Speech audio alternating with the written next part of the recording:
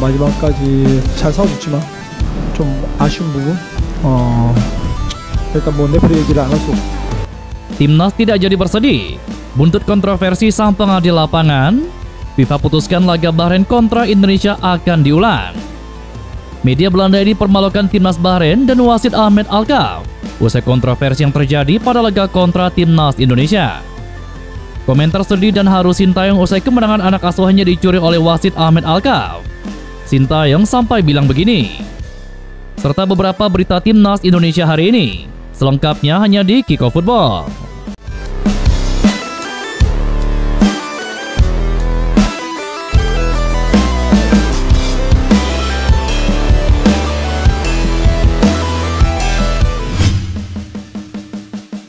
Media Belanda menyanjung gol indah dari Rafael Strijk yang hampir membawa Timnas Indonesia mengalahkan Timnas Bahrain di putaran ketiga kualifikasi Piala Dunia.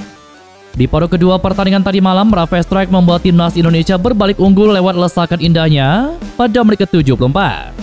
Menerima bola dari Tom Haye, sang striker Brisbane Roar melepaskan tembakan dari pinggir kotak penalti, menghantam tiang gawang Bahrain sebelum merobek jala. Gol indah tersebut pun membahagiakan para supporter Timnas Indonesia dan mendapatkan sanjungan setinggi langit. Tidak hanya dari para supporter Garuda, Rafael Strijk juga memanen pujian dari media Belanda, yakni ESPN NL di media sosial Instagram. Mereka memuji lesatan Strijk yang dinilai sangat indah. Namun sayang, gol indah penyerang berusia 21 tahun tersebut tidak berhasil membawa Timnas Indonesia menang. Skor Garuda harus rela membawa 1 poin saja setelah Marhon mencetak gol penyimbang di masa injury time. Pertandingan antara Bahrain dan Indonesia menarik perhatian publik. Pasalnya keputusan wasit Ahmed Alkaf di pertandingan tersebut dianggap tidak adil. Dalam hal ini, media asal Belanda, PINL, menyoroti pertandingan putaran ketiga kualifikasi Piala Dunia tersebut. Indonesia merelakan poin mahal di seri kualifikasi Piala Dunia masa injury time, tulis judul dalam berita tersebut. Media asal Belanda itu menyebut Indonesia bermain imbang 2-2 saat melawan Bahrain pada babak kualifikasi Piala Dunia. Kanal tersebut juga menyoroti debutnya Max Hilgers dan juga Eliano Renders. Mulanya media tersebut menjelaskan perjalanan pertandingan dengan gol awal dari Timnas Bahrain, kemudian langsung disusul 2 gol dari Timnas Indonesia. Namun keadaan menjadi tidak beres bagi Indonesia pada menit ke-9 masa tambahan waktu. Wasit awalnya hanya menambah 6 menit, namun berubah menjadi 9. Di menit-menit terakhir, Marhon yang mencetak gol 1, menyamakan skor dan membuat Indonesia berduka, tulis kanal berita tersebut. Skor 2-2 pada pertandingan tadi malam tersebut menuai pro dan kontra. Pasalnya Ahmed Alkaf beberapa kali dianggap melakukan keputusan kontroversial. Keputusan kontroversialnya itu kemudian membuat dirinya jadi bulan-bulanan warganet Indonesia. Warganet Indonesia menghujani Ahmed Alkaf dengan kritik pedas usai laga tersebut. Pasalnya wasit asal Oman itu dianggap mencurangi Timnas Indonesia dengan mengambil keputusan yang merugikan. Di tengah panasnya argumentasi, akun Instagram Alkaf pada akhirnya pun lenyap. Para supporter Indonesia ini tadinya ingin bersilaturahmi dengan sang pengadil lapangan. Komentar-komentar heran sekaligus marah sebenarnya tidak hanya datang dari warganet Indonesia. Pengguna media sosial yang menyertakan lokasi mulai dari Malaysia sampai Belanda turut mempertanyakan keputusan wasit Alkaf yang dinilai merugikan Timnas Indonesia. Tidak ketinggalan, sejumlah pengguna media sosial mengapresiasi para pemain Timnas Indonesia yang dianggap bermain dengan baik. Tidak hanya sosial media sang wasit yang menghilang. Karena kontroversi tersebut, akun Instagram resmi Timnas Bahrain pun mengunci kolom komentar pada postingan mereka. Hal ini dilakukan agar akun sosial media mereka tidak dikerumuni oleh para supporter Timnas yang murka kepada mereka. Mental Bahrain otomatis drop saat tahu pasukan supporter Garuda menghantam setiap sosial media mereka dengan cacian dan juga makian. Selain itu, protes dan sindiran juga diutarakan legenda Timnas Indonesia, yakni Christian Gonzalez. Gonzalez ikut menyoroti keputusan kontroversial wasit Ahmed Alkaf dalam pertandingan malam tadi. Lewat akun Instagram pribadinya, ayah Amanda Gonzalez itu mengkritik kinerja Ahmed Alkaf saat mengawal laga Timnas Indonesia kontra Bahrain.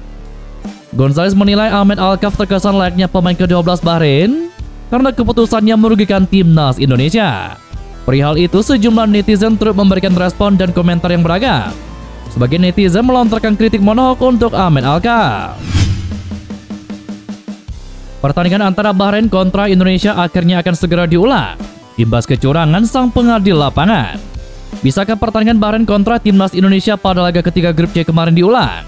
Pertanyaan tersebut mungkin muncul dalam pikiran banyak supporter timnas Indonesia. Hal itu tidak terlepas dari kepemimpinan wasit Ahmed Alkal yang dianggap menguntungkan tuan rumah Bahrain. Timnas Bahrain susah payah untuk meraih hasil imbang melawan timnas Indonesia di kandang mereka sendiri, yakni di Stadion Internasional Bahrain pada Kamis malam tadi. Sejatinya Bahrain sempat unggul lebih dulu ketika pertandingan berjalan 15 menit lewat tendangan bebas jarak jauh Mohamed Marhon. Timnas Indonesia kemudian menyamakan kedudukan pada masa injury time babak pertama melalui Ragnar Oratmangun. Kemudian pada menit ke-74 timnas Indonesia berhasil berbalik unggul 2-1 lewat gol indah Rafael Struijk lewat tembakan melengkung dari luar kotak penalti yang membuat kiper Bahrain mati langkah. Namun di menit ke-99, Bahrain mampu mencetak gol penyimbang melalui sontekan Mohamed Marhon meskipun sudah melewati tambahan waktu. Hal ini pun menimbulkan protes.